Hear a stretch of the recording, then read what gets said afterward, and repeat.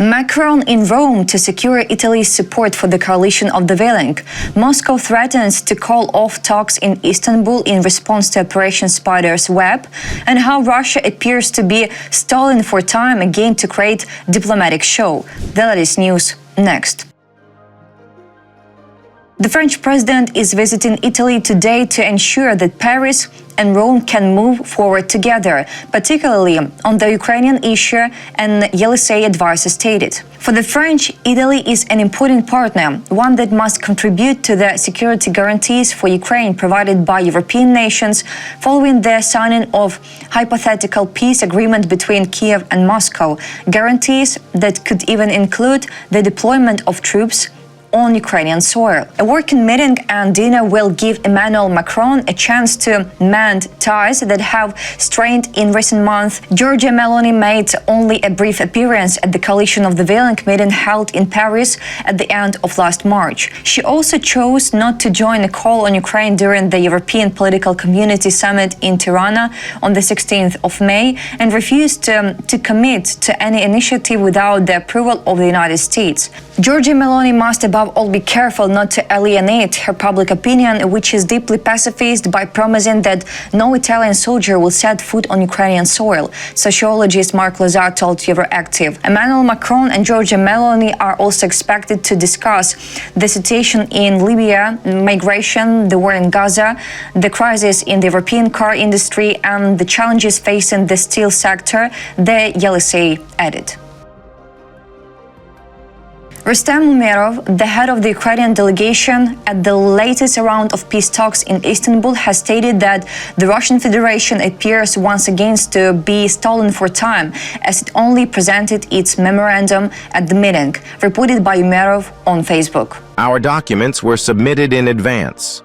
In contrast, the Russian memorandum appeared only today, during the meeting itself. This created conditions that prevented the meeting from delivering the results needed to end the war. It seems the Russians are once again stalling for time, trying to create a diplomatic show for the US without taking real action. Umerov named the release of Ukrainian people from captivity as the only progress made during the talks. Ukraine also proposed holding a leaders-level meeting by the end of June, and if this is just another attempt to buy time, then there should be one response: tougher international sanctions. President of Ukraine Volodymyr Zelenskyy believes that Russia's proposal for a temporary and limited ceasefire is designed to delay US sanctions, reported by Zelenskyy at the briefing. Zelenskyy criticized Russia's proposal for a 2- or 3-day ceasefire to take the bodies of fallen soldiers from the battlefield. I think there are idiots because, in principle, a ceasefire is meant to ensure that there are no casualties, Zelenskyy added. The president thinks the ceasefire is just a matter of a short pause in the war for Russia. That is why I really want our American partners to take strong steps and send a package of sanctions to the Senate to push the Russians to cease fire with strong sanctions. They don't understand any other way, and we believe that this is fair. Zelenskyy added that after all, it's been 3 months since the US signaled a complete ceasefire, and we supported them. Ukrainian President Volodymyr Zelenskyy has stated that he supports Turkish President Recep Tayyip Erdoğan's proposal to hold a meeting with Vladimir Putin, Donald Trump, and Erdoğan himself, reported by European Pravda with reference to Interfax Ukraine. Zelenskyy said that he had a conversation with Turkish President Recep Tayyip Erdoğan. Indeed, he sent me a signal about my position on a meeting between the 4 leaders: him, the President of the United States, Putin, and me. I told him that I support a meeting at the level of state leaders because I believe that there will be no ceasefire without a meeting between us.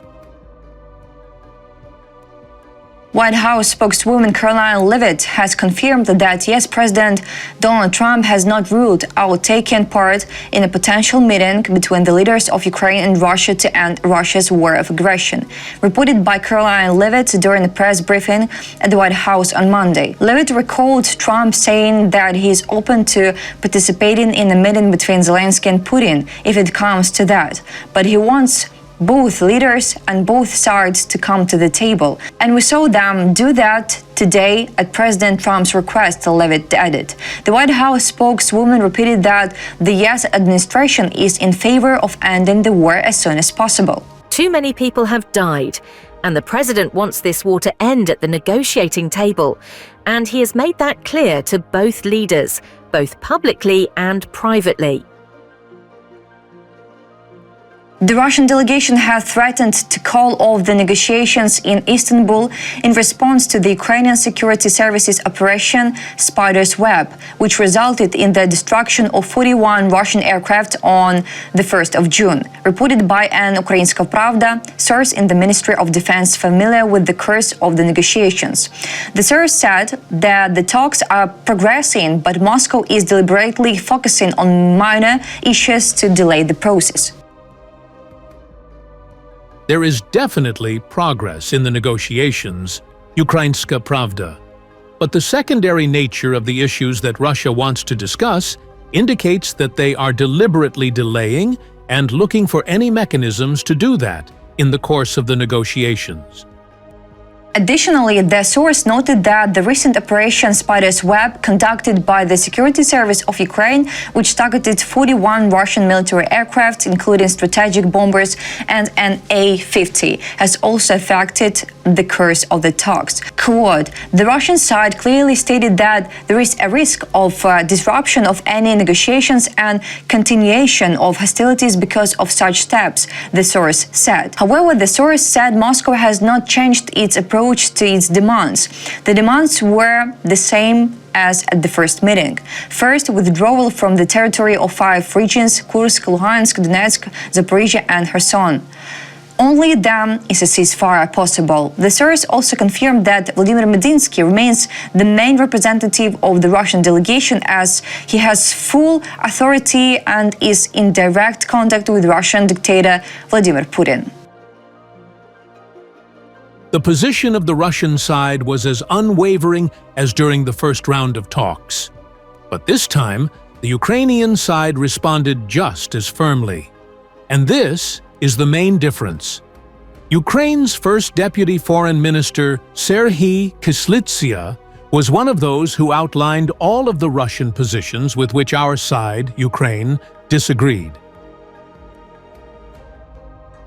That's all for today. Thanks for watching this video. Like and subscribe.